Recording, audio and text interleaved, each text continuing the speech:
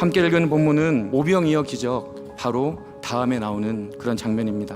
예수님께서 행하신 기적을 바로 눈앞에서 보고 목격하고 경험했던 제자들이 경험한 그런 일입니다. 먼저 본문 47절을 보시면 날이 저물었을 때에 제자들이 탄 배는 바다 한가운데 있었고 예수께서는 홀로 무태 계셨다라고 말씀하고 있습니다.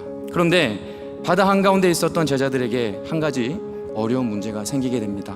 바다 한가운데 배를 타고 있는 제자들에게 바람이 거슬러서 불어왔습니다. 역풍이 불어왔다는 것이죠. 그래서 제자들은 그 역풍에 맞서서 노를 젓기 위해 지금 애를 쓰고 있습니다. 이렇게 제자들이 역풍을 만나 몹시 애쓰고 있을 때 예수님은 기도하시려고 산에 올라가 계셨습니다. 예수님께서는 자신의 모든 구원 사역의 일들을 하나님께 맡기시고 하나님의 능력을 구하기 위해서 기도하러 산에 올라가신 것입니다. 이 장면에서 제자들의 모습과 예수님의 모습은 명확하게 구분됩니다. 제자들은 역풍을 만나 그 문제를 해결하려고 스스로의 힘과 능력을 의지해서 애쓰고 있지만 예수님은 그 모든 것을 하나님께 맡기시고 기도하는 자리에 계셨다는 것입니다. 우리가 한 가지 더 눈여겨보아야 할 모습이 있습니다.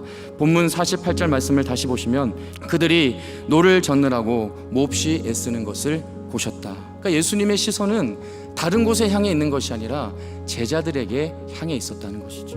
지금 눈앞에 있는 고난과 어려움으로 인해 예수님을 바라보는 눈이 가려져 있었기 때문에 예수님의 이름을 부를 생각도 예수님을 바라볼 생각도 제자들은 하지 못했던 것입니다.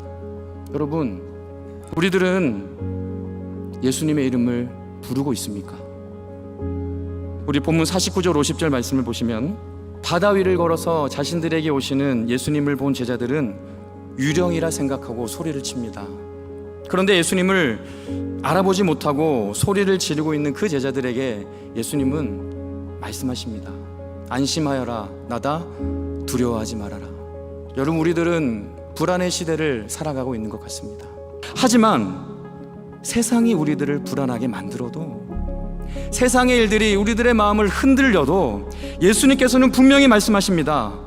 안심하라고 말씀하시는 거예요. 우리가 사람의 말로도 힘을 얻고 위로를 받는데 예수님께서 주시는 약속의 말씀이 우리에게 얼마나 큰 능력이 되고 우리에게 얼마나 큰 위로가 되는 것입니까?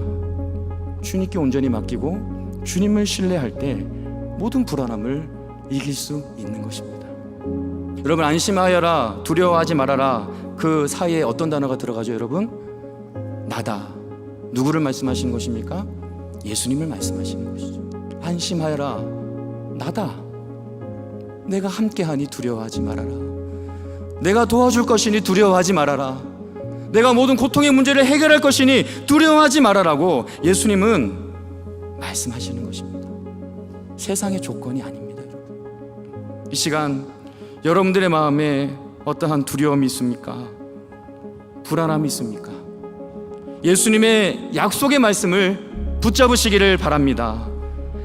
바람이 그치게 되고 배가 안정이 되었을 때 제자들은 몹시 놀랍니다. 본문 52절 말씀을 보시면 그들은 빵을 먹이신 기적을 깨닫지 못하고 마음이 무뎌져 있었다라고 말씀하고 있습니다. 바로 얼마 전에 제자들은 오병이어의 기적을 경험했음에도 불구하고 예수님께서 바람을 멈추게 하셨을 때 놀랐다라고 하는 거예요. 그 이유를 52절 후반절에 이렇게 말하고 있습니다.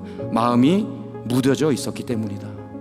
수많은 어려움과 고난 속에서도 나를 지켜주시고 여기까지 인도하신 하나님의 그 은혜와 능력을 기억하지 못하고 지금 당장에 내 눈앞의 어려움과 아픔과 고난으로 인해 그 주님의 은혜와 능력을 다 망각하고 좌절하고 절망할 때가 있다는 것입니다. 오늘 본문의 표현에 의하면 마음이 무뎌져서 주님의 은혜와 능력을 기억하지 못할 때가 있는 것이죠. 우리들은 안심하여라, 나다, 두려워하지 말아라는 약속의 말씀을 마음에 새기기를 원합니다. 그래서 너무나도 무뎌져 있고 너무나도 굳어져 있는 우리들의 마음이 다시 한번 뜨거워지고 다시 한번 소망으로 회복될 수 있기를 바랍니다.